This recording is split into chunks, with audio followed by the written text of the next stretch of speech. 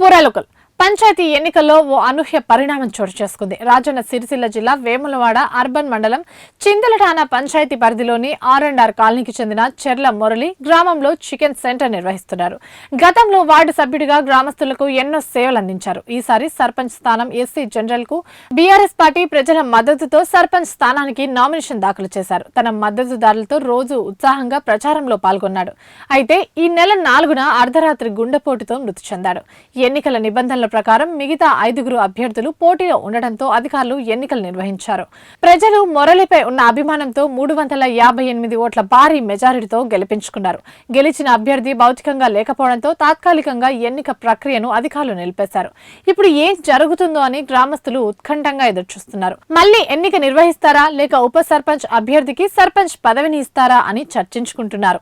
చింతలటాన గ్రామ పంచాయతీ ఎన్నికలలో చింతలటాన గ్రామ ప్రజలు ఒక తెలంగాణ రాష్ట్ర వ్యాప్తంగా ఒక సంచలనమైనటువంటి తమ మద్దతును ప్రకటించి అమరుడైనటువంటి మా చేర్ల మురళికి ఈ విజయాన్ని అంకితం చేసిర్రు.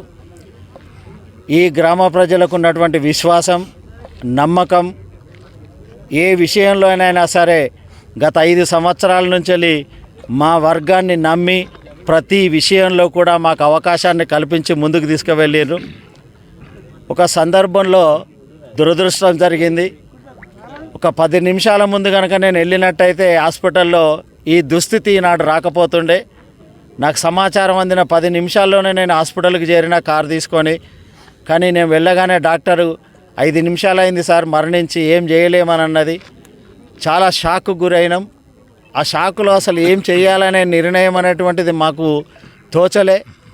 కానీ వెంటనే తేరుకొని ముందు మిత్రుడు చేర్ల మురళి యొక్క కార్యక్రమాలు నిర్వహించాలని, ఆ కార్యక్రమాల పట్ల అంకిత భావంతో పనిచేసి మేము ఒక నిరాశ నిస్పృహలో ఉన్నటువంటి సందర్భంలో అసలు ఇలాంటి ఎన్నిక జరుగుతుంది అనే ఆలోచన మాకు లేదు.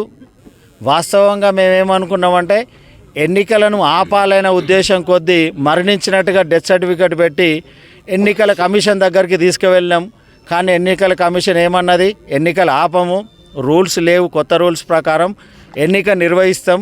ఒకవేళ మరణించిన వ్యక్తి కనుక గెలిచినట్టయితే తిరిగి మళ్ళీ బై ఎలక్షన్స్, సర్పంచ్ ఎలక్షన్స్ నిర్వహిస్తాం. కాబట్టి మీరు ఏం ఆలోచించుకుంటారో అది మీ ఇష్టమని సమాధానం ఇచ్చారు.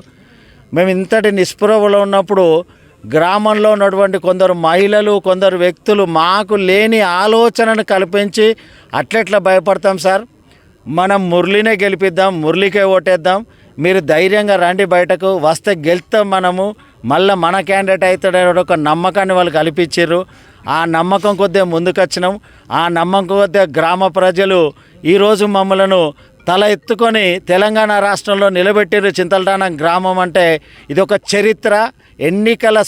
ఎన్నికల నియమావళిలోనే ఇట్లాంటి ఒక జీవోను సృష్టించగలిగేటువంటి చరిత్ర సృష్టించేటువంటి గ్రామం. కాబట్టి ఈ మీడియా పరంగా చింతలటాన మమ్మలను నమ్మి మా వెనుక ఉండి మమ్మలను ప్రోత్సహించినటువంటి ప్రతి ఓటరుకు, ప్రతి వ్యక్తికి, మహిళలకు, సోదరులకు, సోదరిమణులకు, తల్లులకు, తండ్రులకు మీడియా పరంగా పేరున నమస్కరించి ధన్యవాదాలు తెలియజేస్తున్నా.